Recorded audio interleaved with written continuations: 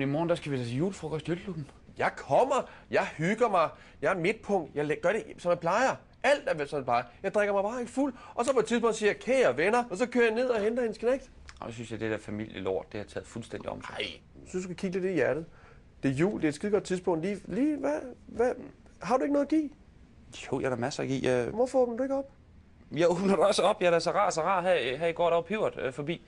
Så spurgte han om han måtte komme med juleaften. Så sagde jeg, ja, det måtte han godt. Og servere? Nej, hvad med? Altså sidder han bare derhjemme og kukker. Det forstår jeg slet ikke. Du ved, jeg bruger mig ikke om Pivert. Nej. Det har jeg sagt til dig fra start. Ja. Jeg synes, det er dejligt, du har gamle venner. Jeg kan ikke lide Pivert.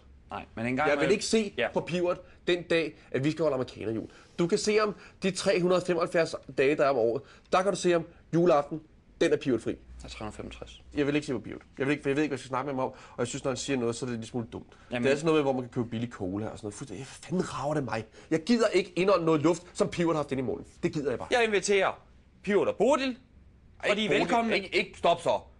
Du siger ikke Bodil til mig også. Det gør du ikke.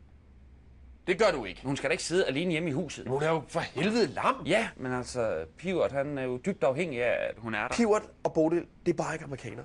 Det er ikke amerikanerjul. Det er det. Det er ikke gingerbread. Det er ikke stuffed turkey. Det er fed flæskesteg og sovs ud over hele fjeset. Ja, men den kom med. Men så kommer jeg ikke. Så skuffer du mig kraftigt fra. Med lige måde.